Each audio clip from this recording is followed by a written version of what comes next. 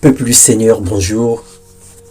La grâce de Dieu est encore disponible dans nos vies ce matin parce que le Seigneur permet que nous puissions partager une fois de plus encore sa parole.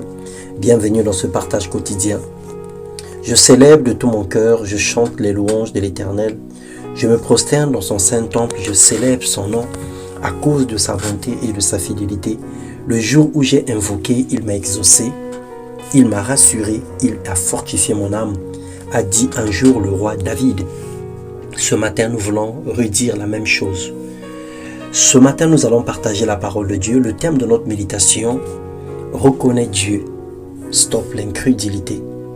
Dans Psaume 69, le verset 2, le chapitre 69, le verset 2 au verset 5, la Bible déclare: Sauve-moi, ô Dieu, car les eaux menacent ma vie. J'enfonce dans la boue sans pouvoir m'éteindre. Je suis tombé dans un gouffre et les eaux m'inondent.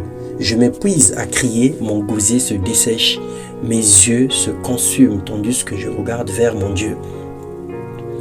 Frères et sœurs, nous avons tous besoin de Dieu. Nous savons que lui seul peut tout pour nous. Notre bonheur dépend de lui, notre joie vient de lui, notre paix et notre sécurité également viennent de lui. Jean 15, 5, la Bible déclare: Même si certains n'osent pas le reconnaître par orgueil et incrédulité, mais sans Dieu, nous ne pouvons rien faire. Dieu n'est pas égal à un homme, Dieu n'est pas égal à un pasteur, il n'est pas égal à un père, à un papa, on va dire, sur la terre, un géniteur. Il n'est pas comparable à une église ou à une religion.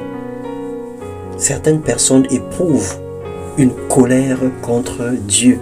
La colère que tu as pour la religion et les faux pasteurs te met sur la défensive à chaque fois qu'on te parle de Dieu. Dès lors qu'on parle des églises où on parle de Dieu, tu te mets dans une colère parce que tu as eu une expérience négative ou difficile dans ton passé. Ces situations ne peuvent pas nous éloigner de Dieu, notre Créateur. Alors si tu veux, quitte l'église. Si tu n'es pas convaincu, change de pasteur si tu n'as plus confiance en lui. Mais ne quitte pas Dieu, n'arrête pas de prier, ne te renferme pas dans les habitudes, dans les mauvaises habitudes. Aucun homme n'est mort pour toi, si ce n'est Jésus-Christ qui est mort à la croix pour tous. Autant que notre corps a besoin de la nourriture, notre âme a besoin de l'affection, de l'amour, notre esprit a besoin de Dieu. En dehors de lui, toute présence étrangère dans notre esprit est la possession ou l'envoûtement. Selon Apocalypse 21, le verset 23. Alors stop l'incrédulité. Tu ne peux pas te battre contre Dieu. Loin de lui, tu es perdu et voué à l'échec. Reviens à lui de tout ton cœur. Il changera ta situation. Il te donnera un cœur nouveau. Il te donnera un vêtement neuf au lieu du deuil.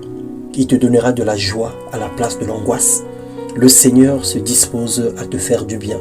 Le Seigneur se dispose à se réconcilier avec toi. Parce que Christ est venu nous réconcilier avec le Père.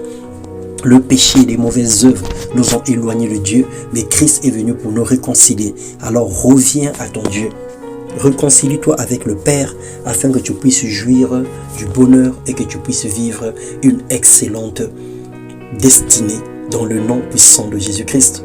Que la main de Dieu touche ton cœur et te rend sensible à sa voix aujourd'hui même. Que le Seigneur te bénisse. Amen.